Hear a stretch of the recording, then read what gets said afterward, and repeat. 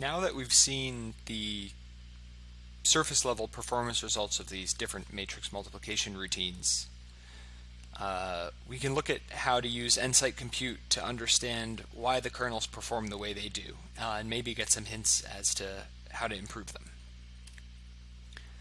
So, like I mentioned before, Nsight compute is a tool to record and analyze some detailed information about how a kernel performs. NVIDIA calls these metrics. There's two different interfaces that are sort of the same tool. One is the GUI interface, that's the NV Nsight CU binary, and one's the command line interface, which is NV Nsight CU CLI. Basically, there's sorts of thousands of different metrics that the GPU can report to you about what the performance is. These are very difficult to sort of interpret without some assistance. It may be even difficult to figure out what the metric even means, and so the GUI can help us understand the metrics that the command line interface can record. And so what we're going to do with Rye is we're going to use the command line interface in Rye to record the data about the execution, and then you're going to download that and use the GUI on your laptop to analyze that data. So, like I said, there's many different performance counters, and on the bottom of this slide I just have a few of them. You can ask Nsight compute what metrics it supports, and it will give you a very, very long list similar to what I've shown below. But I mean, you can see just from looking at that, unless you're a GPU architect, this doesn't make a whole lot of sense. And this is sort of going to be a theme as we go through this profiling, in that there's a lot of information this tool can provide you, and the trick is really to figure out what you care about and what you don't care about. And of course, the answer to that question will depend on what it is exactly that you're doing. So I'll try to bring some clarity. At the end of this lecture, there's going to be some places where you can read a little bit more about these. But unfortunately, in all the time I've spent working on GPU performance, I haven't found sort of one documentation source that tells you what all of the metrics mean in sort of an understandable way. And to make it worse, the metrics change across GPU generations. So just so we're sort of mentally prepared for this going in, if particular meanings of detailed metrics don't make sense to you, A, you're probably not alone.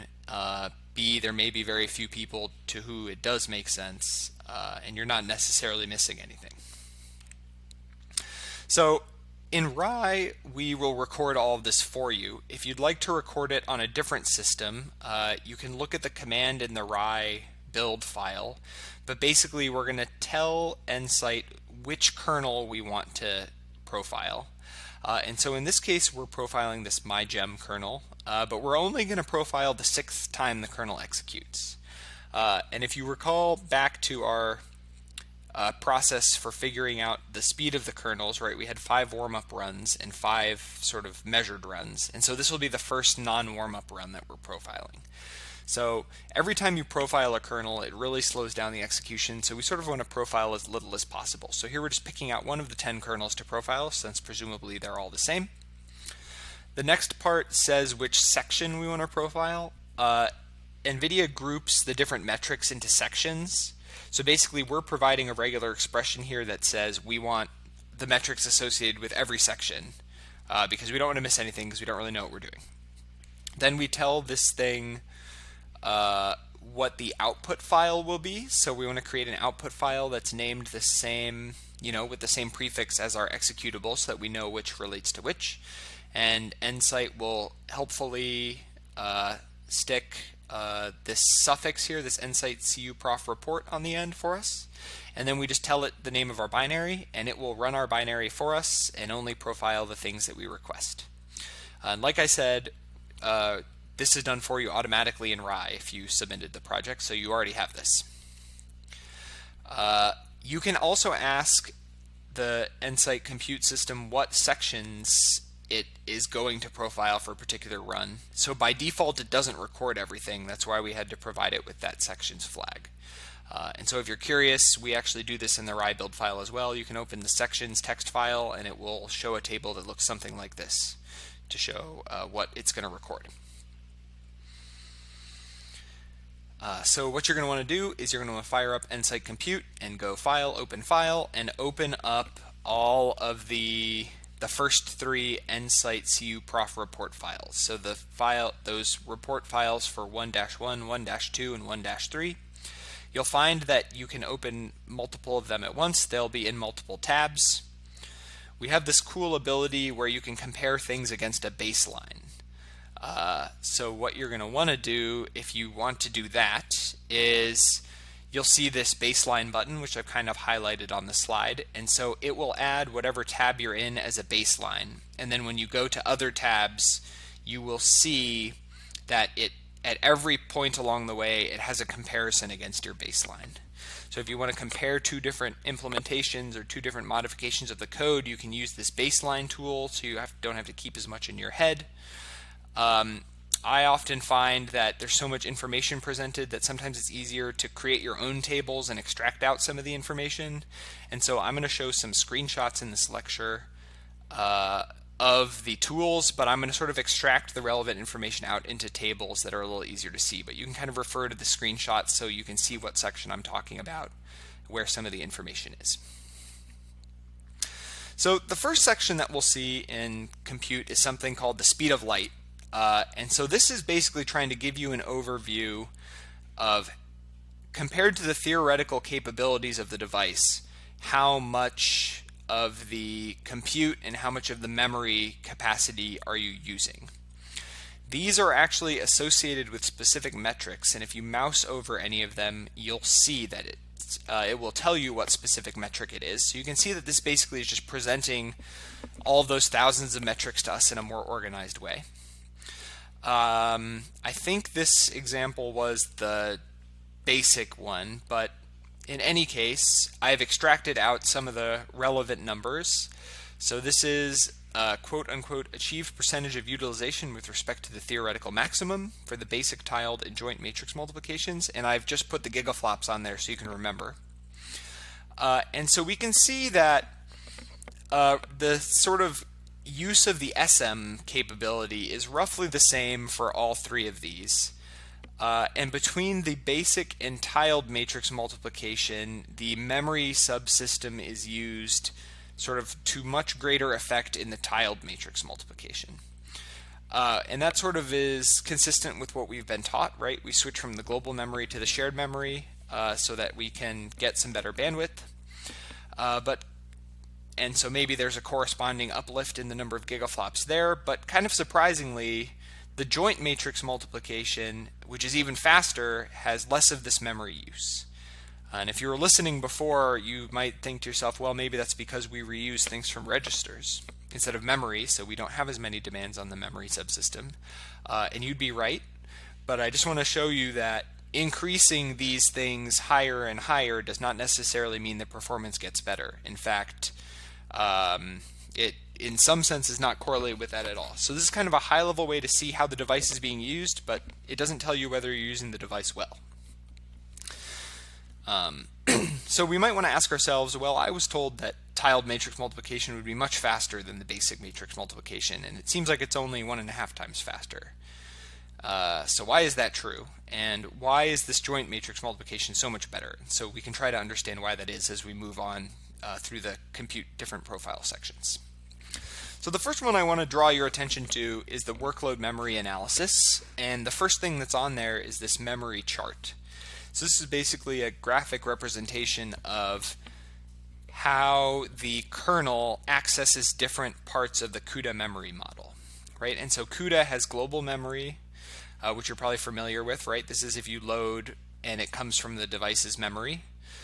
There's also something called local memory. You can't explicitly put something in local memory, but this is what happens if you create a fixed size array, but the CUDA compiler can't statically tell what indices you're putting in the array. This will also happen for register spills, so if you try to use too many registers, it will spill some of the values out to this local memory. So basically this also gets stored in the device memory. Then there's shared memory, which you're familiar with, of course. And then there's some things called texture and surface memory, which are basically global memory but cached in a different way. And then you may also remember constant memory. That doesn't show up on this list. but it's also similar to texture and surface memory in that it's global memory, but cached in a different way. So there's a few different parts of this diagram. It might be a little small on your screen, but you can look at it in real life.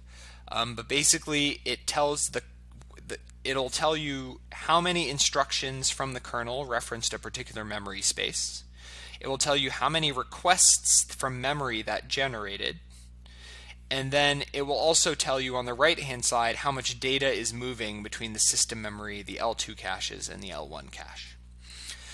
And also what's annotated on here is the cache miss rate in those cache boxes. So in this example, the L1 cache, I think it's the hit rate, is 25% and the L2 cache is 95%. So this can give us a sense of how data is moving and what kinds of ways that data is generated. And so below that, you'll see a huge chart. This is probably too small for you to see on the slide, but it's fine because it has much more information than we need anyway. On the next slide, I think I'll show the particular entries we care about. But this basically shows all the different kinds of memory operations, how many there were, whether they hit in the caches, what percentage of the peak performance they used, and so on. One little caveat here is that it seems to refer to the first level cache as TEX. That might be sort of leftover from older hardware. But as long as if we're willing to accept that and move on, then we can interpret this. So I've extracted some of the numbers here again for the basic tiled and joint. I left the speed of light memory on there as well, just as a reminder. So the third row is what percentage of peak performance we were using for global memory loads that are cacheable. So these are your standard, load something from global memory. And in the basic matrix multiplication, we're at 60% of peak. But you can see in the tiled and joint matrix multiplications, we're at a much smaller percentage of peak. And intuitively, that makes sense, right? Because the whole point of using shared memory or using this reuse is that we don't have as many demands on the global memory system.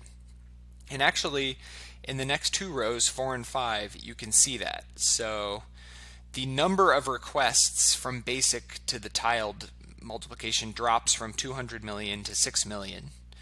On the joint matrix multiplication is only a little higher at 8 million. And similarly, you can see that the bulk of that difference comes from shared memory requests. So we've basically turned global memory requests into shared memory requests. We go from 0 shared memory, of course, in the basic matrix multiplication to 160 million in the tiled and 54 million in the joint. Now, the one thing I want to point out here is that because of the way the joint matrix multiplication is implemented, we capture some reuse out of the registers instead of out of the shared memory. The total number of memory requests in the joint matrix multiplication is much lower. But as to answering the question why the tiled matrix multiplication isn't faster, the answer is probably in the next line, which is the L1 hit rate. And so in the basic matrix multiplication, we have a 95% hit rate in the L1. On this GPU, the shared memory is actually the exact same hardware structure as the L1. So basically what's happening in the basic matrix multiplication is we're doing a bunch of accesses to global memory, but almost all of them are being returned by the same hardware structure as in the tiled matrix multiplication. So essentially, most of our global memory accesses are already happening at the same speed as shared memory before we even use shared memory. This is especially true in Volta and up. The memory controllers and caches have gotten a lot more sophisticated, and so you'll tend to see less benefit of using shared memory in these architectures than you would have in some of the older architectures when this course was designed. And so the final thing that I want to say is you can also see the reduced memory traffic in the joint. So this is the final two rows in the joint matrix multiplication. Both the basic and tiled matrix multiplications have about the same number of bytes coming from the device memory. Coming from the global memory because In the tiled matrix multiplication, they tend to come from the shared memory, and in the basic matrix multiplication, they tend to come from the cache. So it's only the joint matrix multiplication where we're actually sort of reducing the demands on the memory system, which is where most of the performance comes from. So the next section is something called scheduler statistics. So this is where we're trying to understand what instructions the GPU is executing at a given time. And it's broken down into 4 big categories. There's this theoretical, which is basically the size of the pool of warps that a scheduler can pick from, right? So when we're executing things in a GPU, we provide the GPU with a bunch of work to do, and the GPU somehow decides what order to do it all in. And so basically the hardware has a particular amount of space in which it can manage these different warps. And so on this GPU, there can never be more than 16 warps sitting in a scheduler waiting to be executed at a time. And so the number of active warps per scheduler is the number of warps that the SM is actually given on average. So just because the SM can do 16 warps, if we, for example, launched a grid that only had 15 warps in it, then the number of active warps would only be 15 and not 16. So typically we want to see this number of active warps being close to the theoretical maximum. If it's not, that really only comes up through 2 cases, one of which there's not enough work to fill the entire GPU, so that's sort of the first case I mentioned. The other case is if there's a great amount of imbalance in the amount of work given to the thread, or a great imbalance in the amount of work between warps. So right, if some warps are really long, then maybe all of the other warps will finish, leaving just a few warps left in a few schedulers across the GPU. So once we have this pool of active warps, only some of the warps are actually ready to execute, right? They may be waiting on data from memory, waiting on data from other instructions. And so any warp that's ready to go is called eligible. So the number of eligible warps will always be less than the number of active warps. And then the number of issued warps is out of all of the eligible warps, the scheduler can only issue 1 or 2 of them per cycle. So in this hardware, it's 1 warp per cycle per scheduler. So this issued warp per scheduler looks pretty low, but actually the maximum that it can be is 1, not 16. So it's kind of poorly shown on this chart. But one thing I want to say is that you might ask, well, why is it that if I have 4 warps eligible per cycle per scheduler on average, why is my issued warp so low? And that's because just because the average value is good doesn't mean that you don't miss some chances to schedule warps. So if the average is 4 because sometimes it's 8 and sometimes it's 0, then sometimes we'll issue 0 and sometimes we'll issue 1, which gives us an average issued warp of a half, right? So that's kind of what's going on there, potentially. So this is sort of a graph that gives you the same summary of what I just said. So we have some maximum theoretical occupancy, and then the active warps are something less than that, depending on how the warps are balanced across the schedulers. The active warps are either stalled or eligible. The stalled ones are the ones that are waiting for data, and then out of the eligible ones, only some number of those are actually executed because the scheduler can only issue so many warps per cycle. And in this hardware, I think it's 2, Fermi and Kepler, 2 or 4. On our hardware, it's 1. So I grabbed a few of those numbers out, and you can see that the issued warps per scheduler are generally pretty low. And also the joint matrix multiplication stands out on the active warps per scheduler. Instead of being close to 16, it's only 8. And we can see why this is later when we look at the launch statistics. But basically, there's a lot of time in this code where the GPU can't schedule an instruction. So that might be a place to look at if you're thinking about how we could optimize some of these further. And if you're wanting to know why we can't issue an instruction, the profiler can help us with that too. So the next section is the warp state statistics, and this is the section that helps us understand why instructions haven't been issued. This thing on the right is probably too small for you to see, but don't worry, I've extracted some of the numbers out in a table. But basically what we're looking at is on the top there, it will summarize the latency between two consecutive instructions for a particular warp, the average latency. We know that the GPUs are throughput-oriented devices, and the way we handle latency is by having more warp parallelism. So basically, the more cycles you have between two consecutive instructions, the more warps you need in order to hide that latency. And so if you're not issuing warps every cycle, then you can't hide that latency effectively, and it's time to maybe think about why some of these instructions are not able to issue so that you can better hide the latency. And so that's what this section is for. And so basically that is 15 in this small example, which you can't see very well. It's 15.3.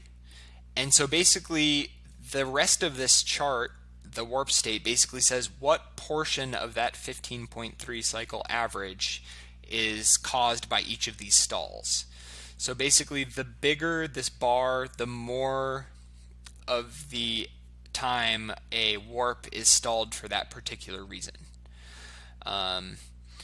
They can't always be avoided. Stalls can't always be avoided, and again, they only really matter if instructions aren't issued every cycle. So I'm including it here so we can try to see the differences between some of these codes. So here's our three matrix multiplications again. And so I included the gigaflops in there again. And you can see that they all have wildly different latencies between cycles. So in the basic matrix multiplication, we're at about 30. The tiled matrix multiplication has a much longer latency between issued instructions, and the joint one is lower. So on its own, this doesn't really mean much. But what we can see is that if we look at the stall reasons, this is kind of consistent with what we're expecting. So these stall reasons are kind of difficult to understand. I've included the links at the end so you can interpret what these stall reasons mean if you see them in your own profiler. But basically in the basic matrix multiplication, most of the stalling is that the warp wants to issue a load store unit, wants to issue a load or store instruction, right, from that global memory, probably wants to issue a load instruction to get the row or column entry. But there's only so many load or store instructions that the GPU has space to store at a time. And since all of these threads are trying to issue so many loads and stores, that queue of instructions is full in the basic matrix multiplication. In the tiled matrix multiplication, it's the same situation, but we're stalled for shared memory loads instead of global memory loads. And then the thing I wanted to point out is that in the joint matrix multiplication, we have a pretty even distribution of different stall reasons. So sometimes we're stalled because we're actually waiting for data from memory. Sometimes we're stalled because we're at a barrier. Sometimes we're stalled because we're waiting for shared memory. We're never stalled because there's too many device memory loads, so that's a good sign. And occasionally we're stalled because there are other warps that were ready to go, and so we just didn't happen to get picked. And so I would tend to say we have a lower number of stalls across the board, but remember that we also have fewer warps with which to hide those stalls. So this can tell you some things about what is limiting the performance of your code, but just bringing down the stalls won't necessarily improve your performance.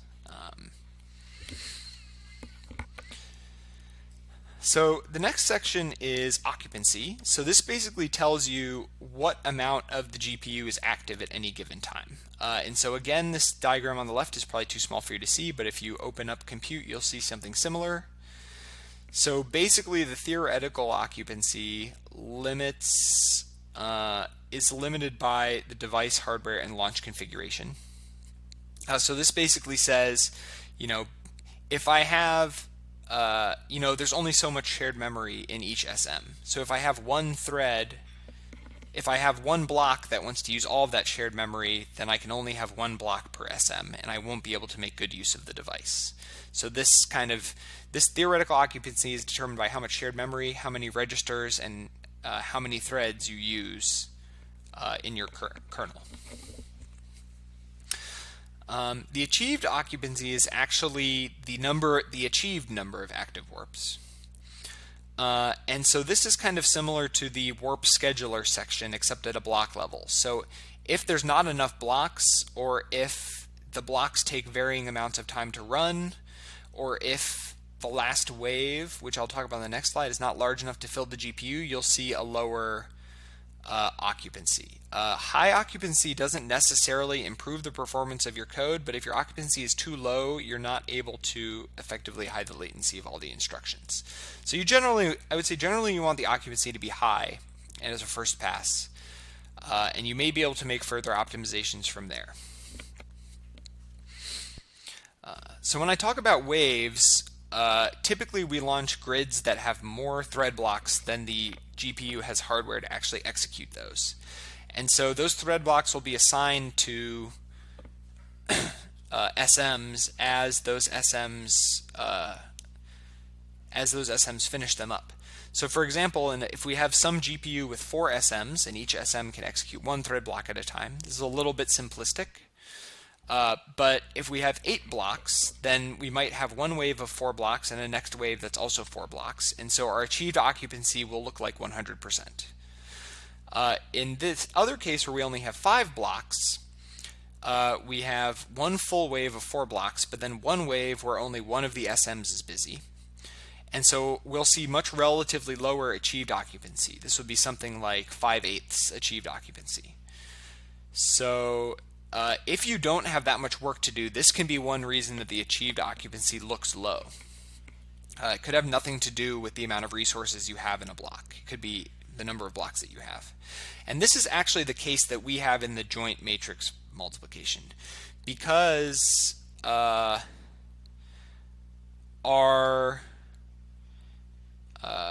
we have fewer blocks in this code, and so there's fewer waves to do the entire multiplication. And so basically we have one full wave plus 1/5 of a wave. It's very similar to the example I just showed. And so even if the thread blocks are good, they have pretty high theoretical occupancy, the achieved occupancy is going to be pretty low because one of the waves is not very full. In the case of the joint matrix multiplication, what brings down the occupancy is actually the number of registers that are associated with each thread. Each thread has 40 registers, right? Because we use a few extra registers to handle parts of the A matrix. And so it's not possible to fill up the GPU with the thread block size that we've specified. But one thing I want to point out to you is that this number of registers per thread is actually a lie. On our hardware, the kernel will actually use 2 additional registers per thread to store the program counter. So actually we're using 42 registers, 34 registers, and 34 registers per thread. The NVIDIA architectural white papers will usually put this in as a footnote somewhere, so it's kind of difficult to track down, but just something to keep in mind. And so the final really nifty thing that the Nsight compute can do is tell you what instructions tend to take the longest amount of time. So in the top left, you'll see there's a little page button, and this is probably a little hard to see on this slide, but you can click on that and change that drop down to source. And then you'll be able to see some metrics associated with each line of the source code. You can compare the source code with 2 different kinds of assembly instruction. One is called PTX, which is sort of a higher level assembly code. It's a little easier to interpret. And one is the SASS, which is the actual binary code that the GPU executes. Typically I look at the PTX because it's good enough for my purposes. And this is really where that line info flag becomes useful, because now I can correlate the PTX code on the right of my window to the source code on the left of my window. And so to go along with that, I would like to point out that in your source code, there may be a certain line that causes many different operations in PTX, right? So this single line where we take a source value from memory, add some value to it, and store it again, this is going to be at least 2 loads. Well, it's going to be some number of operations to even compute what I is. Then it's going to be a load, an addition, and a store. Right? So there's many PTX instructions that come from this. And so that can mean that it will ascribe many different profiling metrics to this single line of code. And so what can sometimes help in some cases is if you separate, while you're profiling, just for the sake of understanding, you can separate out some of these operations so that they're on different lines of source code. And then each of these lines of source code will correlate to fewer lines of the PTX. So if you're having a little bit of trouble understanding where all the lines of where all the PTX instructions come from, sometimes it can help to separate out your line of source code a little bit. You may find that your Nsight compute does not automatically load the source file. That's because when you profile it on Rai. The path that the source file is on Rai is different than the path that it is on your own system. Luckily, you can hit this resolve button and navigate to the location of the source file on your own system, and then it will load up that source file instead. So this uses something called instruction sampling, which the way it works is basically every so often the position of the program counter is recorded in the program. And the insight is that an instruction that takes longer to complete will be more likely to have its position be recorded in this scheme. And so as the code executes, there will be many samples in the code, and the slowest parts of the code will have the most samples. So the way we can interpret these results is that the more sampling data that shows up in a particular line of source code or line of PTX code, sort of the longer that line of code or that instruction took to execute. And so if you click on one line of source code on one side, it will highlight all of the lines of PTX on the other side, and vice versa. But what you want to look at is the sampling data columns. And so this data column will tell you how many samples were there. And so the bigger the sample data column, sort of the longer that part of the code took. And then if you mouse over that column, it will show you the different reasons that the instruction was stalled at that particular line. So I can't really demo that on the slide, but if you take a second to look at this slide, you'll see that this column has many different colors in it, so these each correspond to different stall reasons. This is our basic matrix multiplication, and so this is the load and multiplication and accumulate that's in the inner loop. And so of course most of the time is spent there, because not only is the time for the 2 loads spent there, but that's also the multiplication and the addition. So it's not surprising that we can see that most of the time in the code is spent there. But this can give you a sense of what specific regions of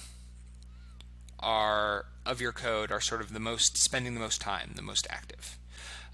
And I don't show it in the slide, but there's very many different metrics that are recorded for each line. It will tell you the control divergence, the number of registers that are required at that point in the code, all kinds of things.